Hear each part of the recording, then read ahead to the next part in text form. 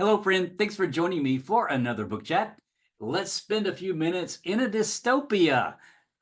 We by Yevgeny Zamyatin. This book was the first of the big three dystopias of the 20th century. We, the first one, the second one was Brave New World, and the third one was 1984. And this is the first of those big three that I've actually chatted here on my channel. So We by Yevgeny Zamyatin kind of has a complicated publication history.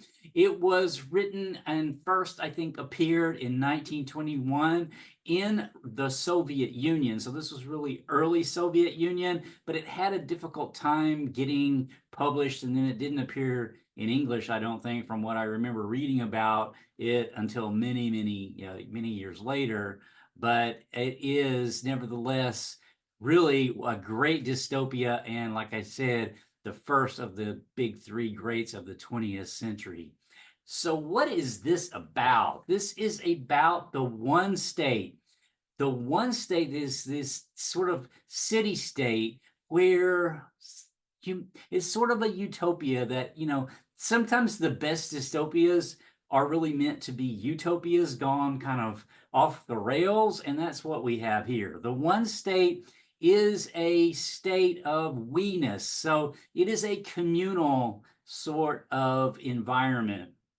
In this, it's perfect, sort of got a perfect sort of a perfect sort of rationality. And all the citizens there are equal. I mean, really, really equal. When we say equality, we understand it to mean one thing, but if we were actually equal, it would look quite different than what we mean many times. So our main character is named D503. So they don't have individual names because there is no individuality in this society. As the novel opens, he's in sort of a love triangle with another character named O90 and then another one named R13. So they have this pink slips that they have where you can have a sexual encounter with someone if you get permission from the state, because the state is highly bureaucratic. I don't know how to say that word. Bureaucracy, right? You can get a permission slip called a pink slip, and if you get approval with this pink slip to have a sexual relationship with another citizen, the other citizen is really obligated to do that. So to have this encounter with you. But nevertheless, he's happy actually with his relationship with O90, that she also has a relationship with another character called R13. However, he meets another character, and her name is I330, and she introduces a variable into this otherwise perfectly mathematical sort of perfect life that he thinks he has.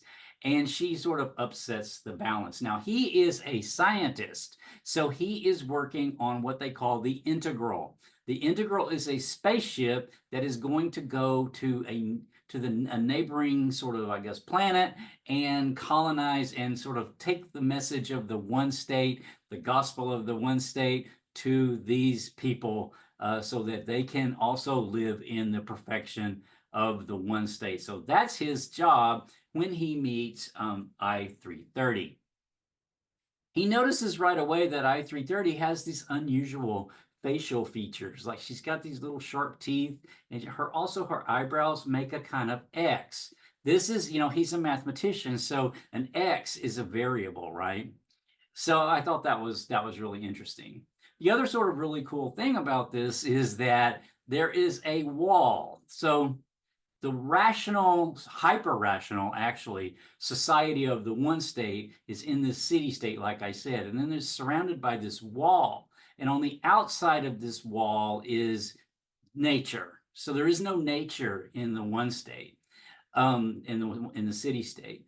But there's this green wall, they call it, and this is the separation between the chaos of nature and the rationality of this machine-based rational, hyper-rational society. And I thought that was really cool.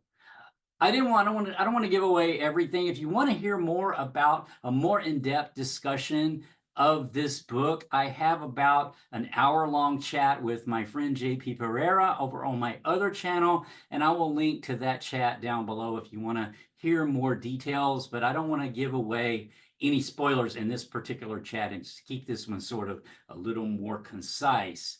So just some takeaways from the book that I have is just sort of why it should be read, why this dystopia from 1921 is still so relevant. It feels really fresh to me. It did not feel dated really at all. And there's this several things. One is this I, we. So the I, we, the individuality that exists outside the green wall does not exist in the one state. Our main character, D503, he actually starts to see himself as an individual through his relationship with I-330, which is pretty cool. And I have a quote on that coming up whenever he has that realization, because the people in this society don't even really see themselves as individual because it's such a perfect sort of communal sort of society that they've lost that idea of individuals as being like people being individual. So so that I, we, the friction between what kind of society, how much I-ness, how much individuality a society should value, and how much we-ness, because we need both, right? Humans need, in order to thrive, we need to be an individual, but we also need community. And so we need both. So, there is a balance there that's a healthy balance. And this book is really showing us a very unhealthy balance that has a very clear demarcation line of the green wall, where there's the rational society on one side and the chaotic society on the other. So another sort of interesting thing I think about this book is privacy, why it's still so relevant. There is no privacy in the one state. The apartments are all glass, so you can literally see your neighbors, can see everything you do. You can see the apartment above you, below you, to the sides. Everything is glass. Even the integral, the spaceship that's going to travel to the other planet, it is glass. So there is nothing to hide. Because everything is shared. Your life is completely shared with your community. So there is no individuality there. You can get permission in this society to lower your blinds for an hour if you have, a guest coming over that that you have permission to be alone with. So that is the only time that the person actually has any privacy. And I thought that was pretty cool. And then another sort of idea is this happiness. In the one state, happiness is they're all happy. Everybody's happy because everything is taken care of from them. There's nothing to cause any kind of chaos. So they are happy, yes, on one level. But when we, the viewer, see this, we don't see this as happy.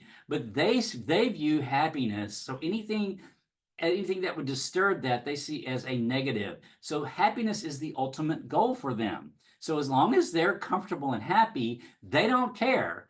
And so that's how they view that. And I think that's really still relevant today, where many seek pleasure or they seek happiness as sort of the ultimate goal, when the unevenness of life is actually what makes life meaningful in many ways, I think.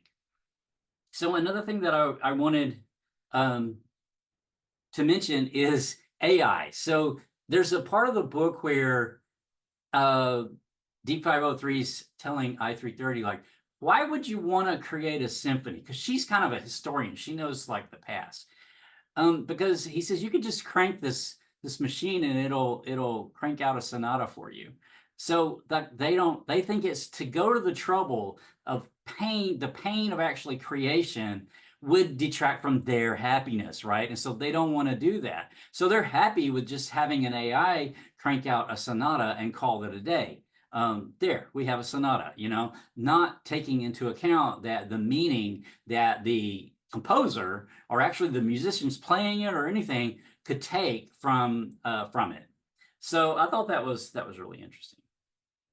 Finally, there's a couple of quotes here that I wanted to mention. One is the dawning awakening of D503 whenever he's realizing he's an individual. He's looking in a mirror and he says, I am in front of the mirror. And for the first time in my life, yes, exactly.